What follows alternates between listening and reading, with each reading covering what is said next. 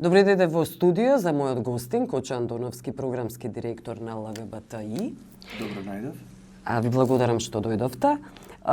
Се разбира дека темата е парадата која се случува во Скопје, која е вистинска револуција утре, сабота.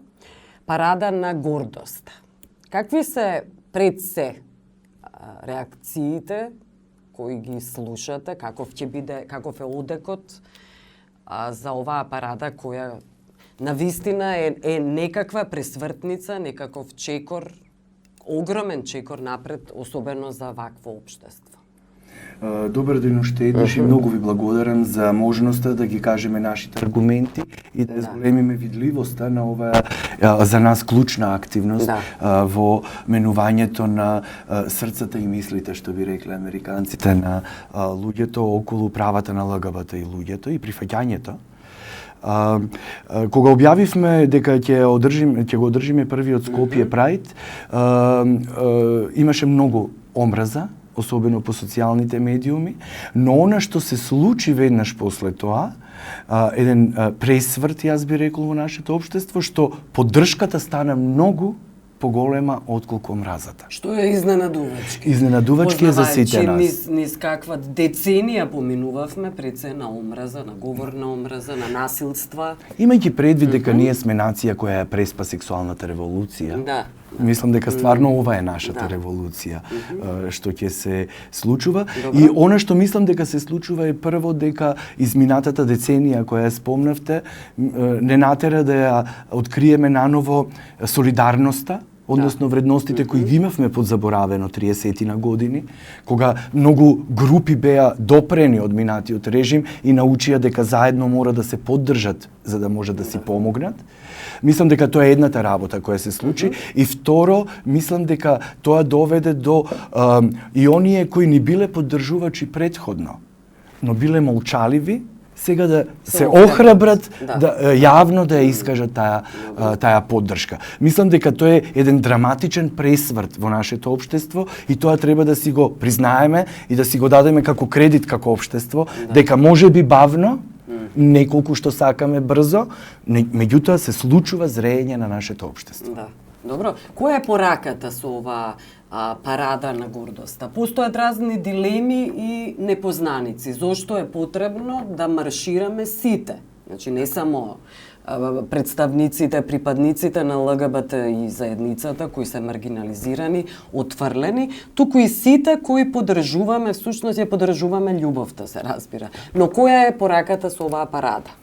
Пораката е дека во едно општество, без разлика која група колку е малечка или голема, заслужува да има среќен живот, исполнет живот и заслужува да не биде осудувана заради љубовта или кон било кого, или за било која друга карактеристика, се разбира имајќи го предвид основниот принцип на човековите права, дека моите права не смеат да ја преминат границата на вашите права. И тоа е основната порака. Она заради што е потребно и зашто ние ќе излезиме е за неколку работи. Прво е за имплементација, онаму каде што најмногу потфрламе секогаш, имплементација на новиот закон за спречување и заштита од дискриминација и транспарентен избор на професионална комисија која вистински во собранието, која вистински ќе ги следи трендовите и ќе даде одговори како да се превенира маргинализацијата и обесправувањето на различни групи на луѓе. Тоа е едната работа. Втората работа е, освен ние сме навистина среќни што во кривичниот законник веќе делата криминалното до омраза се адресира и врз основ на сексуална ориентација, меѓутоа се уште недоволно се адресира говорот на омраза. И не се санкционира, се разбира. И не се санкционира, што дава, што ги охрабрува насилниците и произведува уште поголемо насилство. А и насилството кое предходно ние го доживеавме, се уште не е расчистено. Исто така, трансродните луѓе, се уште ние немаме закон за правно признавање на родот. А тоа не е едноставна работа. Јас можам да ви кажем пример. ако јас сум трансродно лице и јас започнам, затоа што кај нас нема стручњаци за третирање на трансродните лица, јас морам да одам во Београд. Во Белград е најблиско. Последна година од хормонална терапија, јас сигурно дека физички ќе изгледа многу поразлично од она што се прикажува во мојата патна исправа. И од она што е во джендер маркер во мојот матичен број. Значи, за една година јас веќе никогаш нема да бидам сигурен дали цариниците и полицијата ќе ме пуштат да излезам за да одам до Белград да земам терапија, или ако некој ме пушти да излезам, дали ќе ме пуштат кога ќе се враќам да влезам назад во мојата држава. Ова веќе допира, сакам само да објаснам дека ова не е така едноставно, ова допира повеќе права.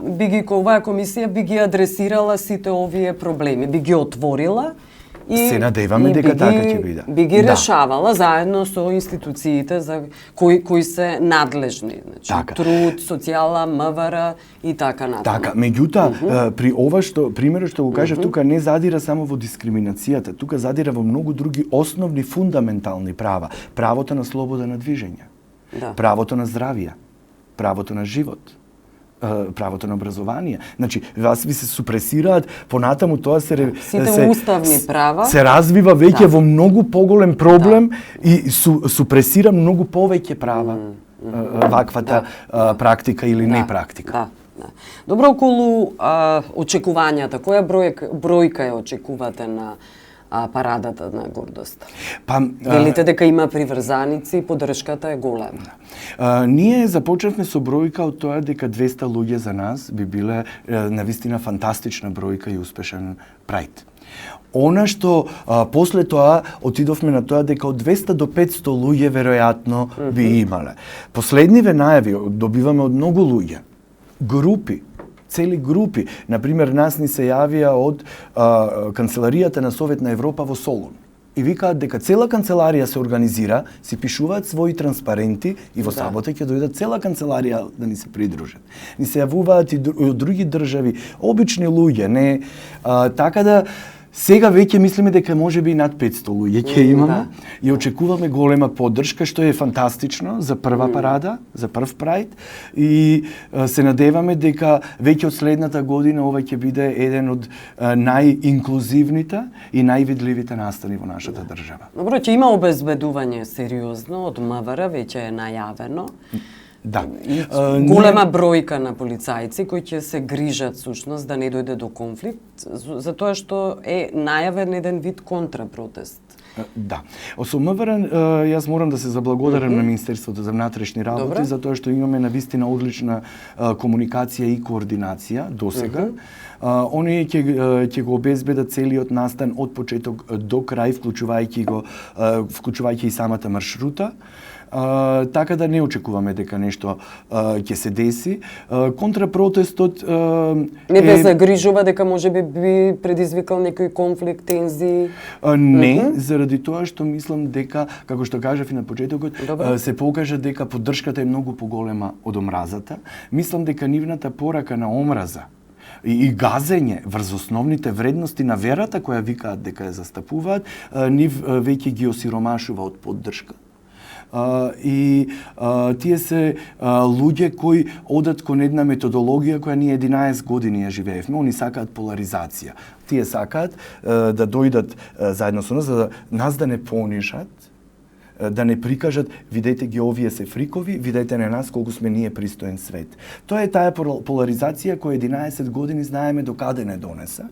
И мислам дека они немаат поддршка за тоа и уште помалку ќе имаат поддршка, да не овие гледаме дека тоа деклинира рапидно надоле, така да особено нивната основна порака. Основната порака нивна ја гази основната вредност на верата која викаат дека ја застапуваат.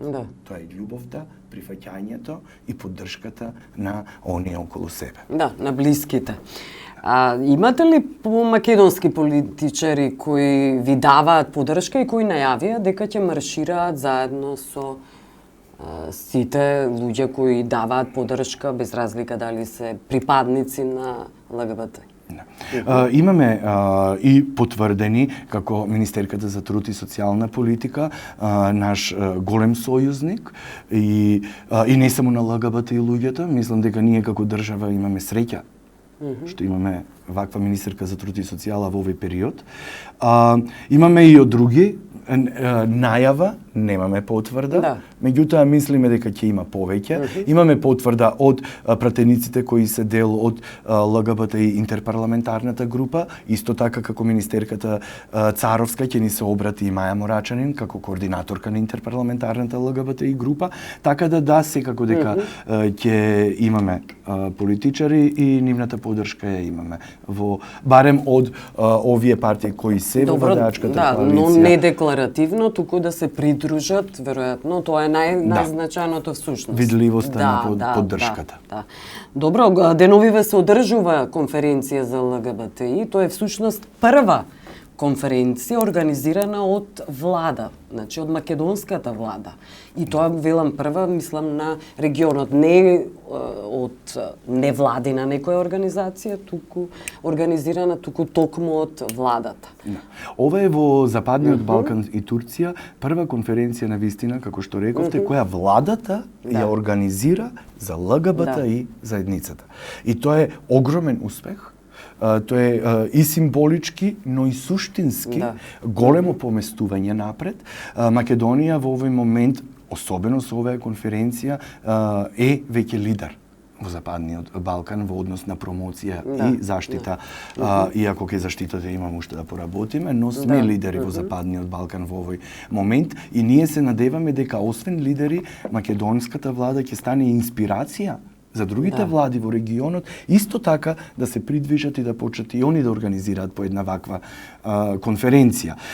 Конференцијата е за нас, се надеваме дека нема да биде инцидент и ние ќе работиме заедно со Министерството и со сите други чинители, ова да се развива понатаму. Да не остане само историски момент и баш само еден момент, туку да го направиме моментум кој ќе трае.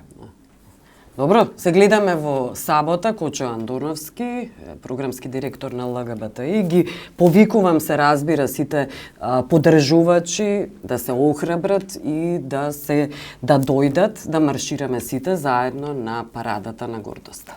Благодарам уште еднаш и на Нова ТВ што ме повика, што ни го дава просторот и поддршката која многу ни треба и јас исто така упатувам апел до сите ваши гледачи да дојдат, ќе биде безбедно, ќе биде убаво, ќе пееме заедно на крајот и ќе дадеме еден символичен придонес кон продлабочување на заштитата на сите права, а не само на ЛГБТИ заедницата. Добро, се гледаме во сабота, 11 часот, Жена парк. Благодарам.